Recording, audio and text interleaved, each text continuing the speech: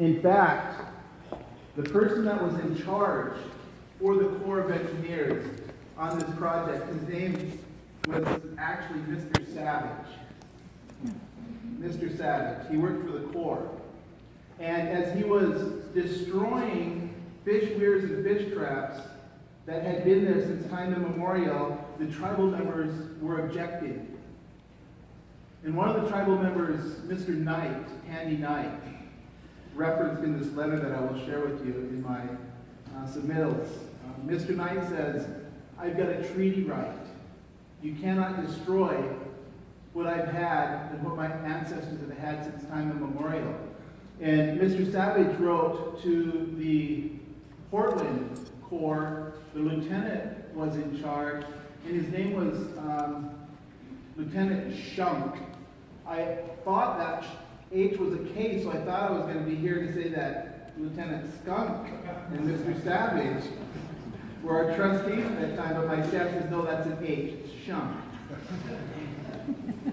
And so Mr. Savage writes a letter, I have it right here electronically, 1894. He says, there's a half-breed here at Swinomish.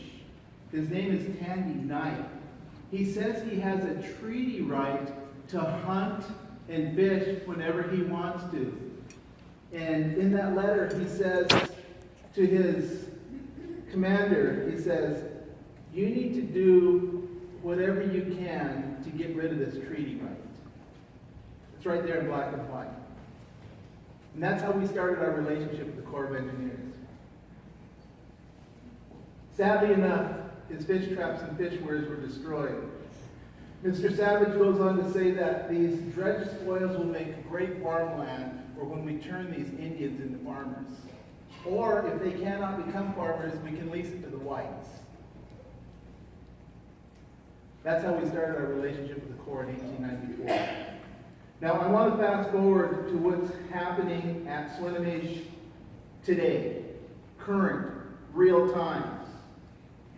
The Skagit River is the only river in the lower 48 that still has every species of wild salmon still spawning in its tributaries. Sad commentary for the lower 48.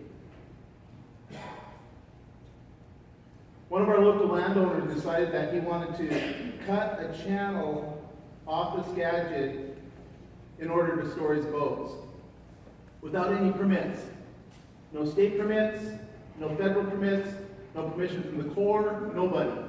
He just wanted to take a dike and just cut right through it so he could have a place to park his boats. So he cut down trees illegally, he excavated a channel, and this is one of our most productive areas. And I just recently, my family had 4 generations. My grandson's great-grandfather was on the river. My dad, I was there, my grandson. We had 4 generations there. And we took a picture to memorialize that.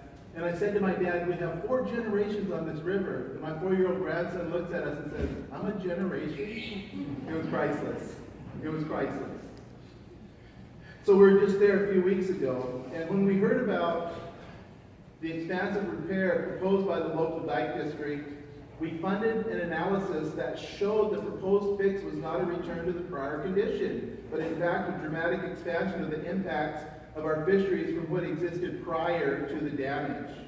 So our Corps, our trustees, despite all the evidence that we provided and despite our request for real consultation, concluded with the local dike district and not the tribe that the proposed work was only a repair to the prior condition and that therefore no permit was required.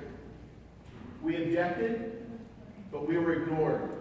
That's not real consultation. That's not our trustee looking out for our best interest. That's not a government engaging in another government in mutual respect with a sincere desire to understand and resolve our issues. And it's just one of 1,000 examples that every tribe could tell you, and hopefully that you'll hear across the nation, that is playing out today in real time. Now here's how it should have played out. The Corps should have reached out to us once a project with the potential to impact our fisheries was identified. We should have worked together collaboratively to understand the problem and to identify potential solutions. Only after we had reached agreement on a course of action moving forward should the Corps have engaged non-governmental actors, including the private dike district that was involved. Now that's what real consultation looks like.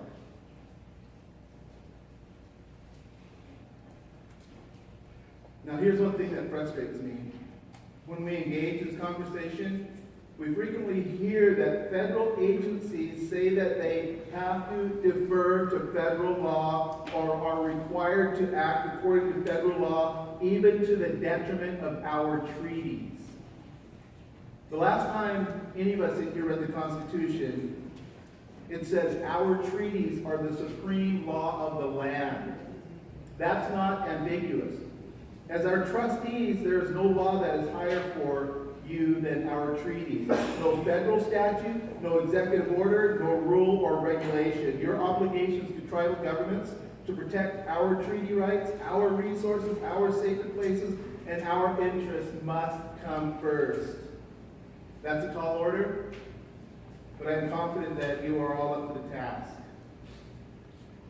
And in closing, I just learned this morning that a coalition of mayors from Los Angeles, our very own Seattle, where we're here, Madison, Salt Lake City, there were 6 mayors that sent your boss, the president, a letter asking him to stop down. Loud statement.